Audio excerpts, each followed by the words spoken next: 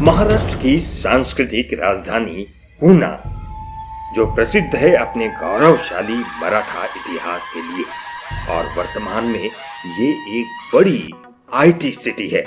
साथ ही यह शहर प्रसिद्ध है अपनी कुछ आदतों के लिए। ऐसा माना जाता है कि इस शहर के लोग दोपहर के वक्त पूरा आराम करते हैं। साथ ही पुणेकर अपनी बात बड़े ही अजीब अंदाज में प्रस्तुत करते हैं।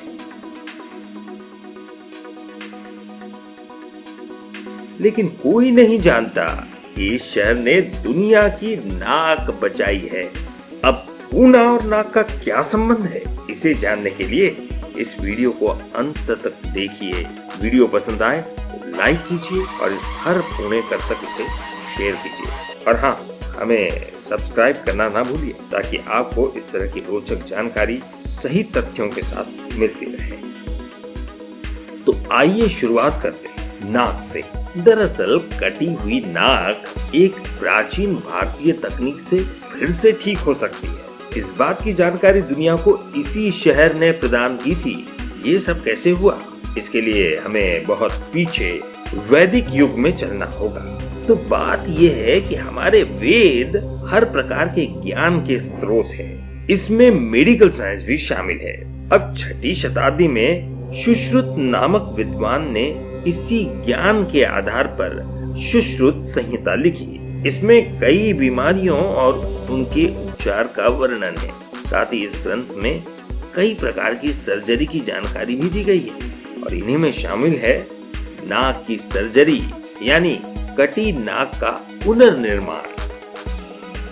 अब पुणे का इससे क्या संबंध है? तो हुआ यूं कि 1792 में अंग्रेजों और टीपू सुल्तान के बीच युद्ध हो रहा था। लेफ्टिनेंट कर्नल वॉर्ड के नेतृत्व में एक पारसी बैलगाड़ी चालक कावास जी और 4 अन्य ब्रिटिश सैनिकों को टीपू की सेना ने सेरिंगपट्टम में बंदी बना लिया और उन्हें मारने के बजाय उनकी नाक काट दी गई।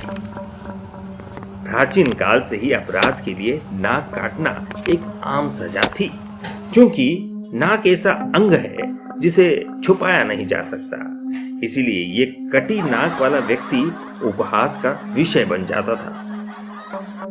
तो ये सैनिक कटी नाक के साथ 1 साल तक घूमते रहे। लेकिन पुणे में पेशवा दरबार में एक ब्रिटिश मंत्री सर चार्ल्स वॉरेमॉलेट की मुलाकात एक कपड़े के व्यापारी से होती है, जिसकी नाक पर एक सर्जरी का निशान था। पूछने पर व्यापारी ने बताया कि व्यभिचार के आरोप में उसकी नाक को काट दिया गया था और बाद में पुणे के कुम्हार द्वारा पुनर्निर्माण किया गया, जिसके लिए उसके माथे की त्वचा का इस्तेमाल किया गया।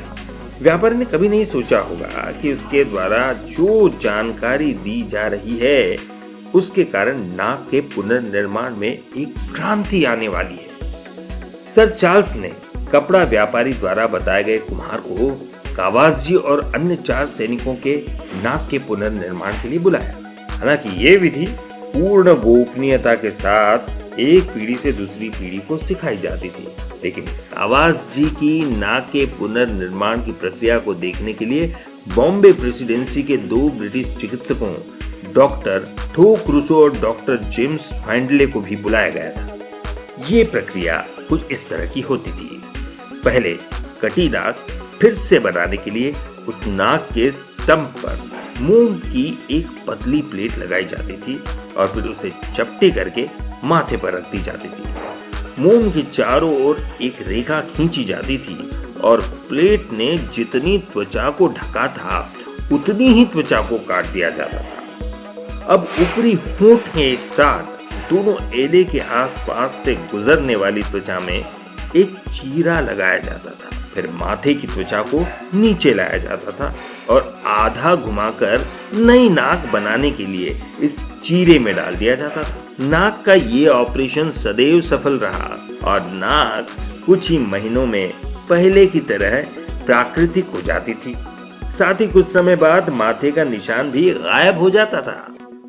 जल्दी ये खबर यूरोप तक पहुंच गई, जनवरी 1794 में ब्रिटिश चित्रकार जेम्स वेल्स द्वारा सर्जरी को सफल दिखाते हुए कावास जी का चित्र बनाया गया और कई अखबारों और जर्नल्स में इसके लेख प्रकाशित होने लगे। एक ब्रिटिश सर्जन जेसी कार्प्यू ने 1814 में 2 रोगियों पर इस पद्धति का सफलतापूर्वक उपयोग किया और 1816 में अपना पेपर भी प्रकाशित किया, जिसके बाद ये प्रक्रिया यूरोप में भारतीय विधि के नाम से विख्यात हो गई। हालांकि तब से इस प्रक्रिया में कई संशोधन हुए हैं, लेकिन ये प्रक्रिया समय की कसौटी पर खरी उतरी है और आज भी नाक के पुनर्निर्माण का सबसे अच्छा तरीका है।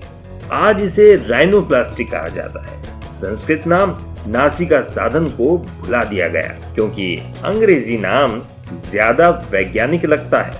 ये हैरत की बात है कि ब्रिटिश अखबारों ने कावास जी की पेंटिंग्स को तो प्रकाशित किया, जबकि जिस सर्जन ने कावास जी की नाक जोड़ी उसका कहीं कभी जिक्र नहीं हुआ, क्योंकि ब्रिटिश लोग भारतीयों को अशिक्षित, अवैज्ञानिक और असभ्य साबित करना चाहते थे।